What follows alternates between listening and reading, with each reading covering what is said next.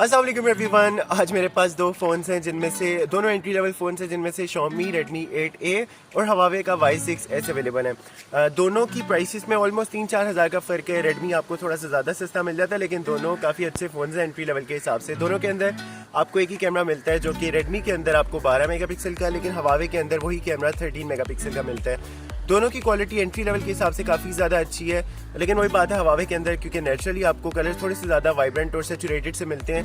Redmi के अंदर आपको ज़्यादा नेचुरल कलर्स मिलते हैं, इसीलिए मुझे टू बी ऑनेस्ट मुझे पर्सनली नेचुरल कलर ज़्यादा पसंद है, क्योंकि आपके पास पोस्ट में एडिट करने का ऑप्शन ज़्यादा मार्जिन अवेलेबल होता है, लेकिन Huawei ऑलरेडी इतना ज़्यादा सेचुरेट कर देता है तो मतलब मार्जिन कम रहता है। लेकिन हाँ, एक बहुत बड़ा मेजर डिफरेंस ये है कि ऑल्दो दोनों के अंदर पोर्ट्रेट लेंस तो नहीं अवेलेबल, लेकिन Redmi 8A के अंदर आपके पास सॉफ्टवेयर के थ्रू ही पोर्ट्रेट मोड की ऑप्शन अवेलेबल है, जो कि Huawei के अंदर आपको नहीं मिलती। दोनों के अंदर ऑल्दो एक ही लेंस है, लेकिन आप पोर्ट्रेट मोड के थ्रू पिक्चर ले सकते हैं Redmi 8A के अंदर, जो कि एक अच्छी बात है कि आपके पास पोर्ट्रेट मोड में कैप्चर करने की ऑप्शन भी आ जाएगी। और बाकी 12 मेगापिक्सल और 13 मेगापिक्सल में कोई इतना ज़्यादा खास फर्क फील नहीं हुआ, और बाकी कैमरा सैंपल्स भी मैं डिटेल आगे आपके साथ शेयर कर लेता हूँ।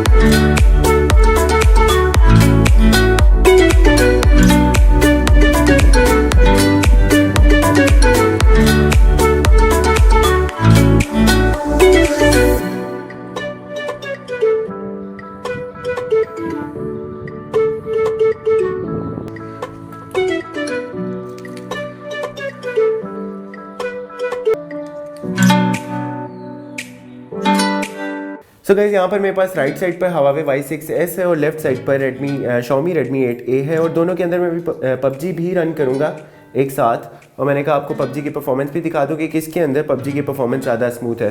तो दोनों के अंदर मैंने एक साथ ही बूट किया, देखते हैं किसके अंदर जल्दी बूट करती है, उससे आपको स्पीड का अंदाज़ा भी हो जाएगा। So guys, as you can see कि यहाँ पर गेम बूट होने में मेन्यू तो पहले Redmi 8A के अंदर मेन्यू पहले ओपन हो गया। इसका मतलब है Redmi 8A स्लाइटली थोड़ा सा फास्टर बूट हुई है, लेकिन आगे गेम परफॉर्मेंस कैसी है ये अभी देखते हैं। So guys, before I start proper gaming मैं आपको ग्राफिक सेटिंग्स दिखा देता हूँ दोनों फ़ोन्स में। अभी Redmi 8A के अंदर भी और Huawei के अंदर भी मैं दोनों में बैलेंस ग्राफिक्स पर खेलूँगा, ताकि गेम प्ले ग्राफिक्स का आपको इक्वली दोनों का बराबर का अंदाज़ा हो। और दोनों के अंदर बाय द वे वैसे भी आप बैलेंस ग्राफिक्स पर ही खेल सकते हैं, यानी कि बैलेंस ग्राफिक तक ही दोनों डिवाइसेस सपोर्ट करती हैं। लेकिन परफॉर्मेंस कैसी है फ्रेम्स पर सेकंड अभी चेक कर लेते हैं। बिल्कुल माइनर सा लैग, बिल्कुल थोड़ा सा ही लैग फील हो रहा है, लेकिन वो नॉर्मल है, इनिशियल लैग होता है गेम का। अभी देखते हैं कैरेक्टर जब लैंड करता है। ये है Redmi 8A के अंदर कैरेक्टर के लैंडिंग के दौरान का लैग, और यहाँ पर Y6S के अंदर ऑलमोस्ट बराबर ही अभी तक तो लगा है। So let's see now. So this is Redmi 8A, और अभी तक तो परफॉर्मेंस अच्छी लग रही है, ठीक है, स्मूथ है, मतलब एंट्री लेवल के हिसाब से तो काफ़ी ज़्यादा अच्छी है 16,000 के लिहाज से स्पेशली। और अभी मैं आपको दिखा देता हूँ Huawei Y6S के अंदर थोड़ी सी performance. So this is Y6S, काफ़ी हद तक सिमिलर है परफॉर्मेंस, मुझे कोई ज़्यादा फ़र्क फील नहीं हो रहा। घर किधर गए सारे।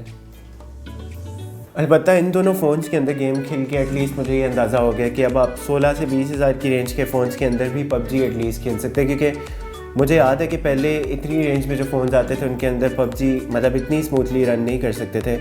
काफ़ी में फ़ोन्स में तो सपोर्ट ही नहीं करती थी पबजी, लाइट चलती थी, लेकिन अब एटलीस्ट फ़ोन्स आने लग गए हैं जिनके अंदर आप एंट्री लेवल में भी पबजी खेल सकते हैं at least. So guys here's the conclusion from both the devices. Redmi 8A और Huawei Y6S दोनों के अंदर ऑलमोस्ट एक जैसी ही लगी परफॉर्मेंस मुझे। लैग भी कोई इतना ज़्यादा खास नहीं था और बैलेंस पर अच्छी चल रही थी, स्मूथ ही चल रही थी।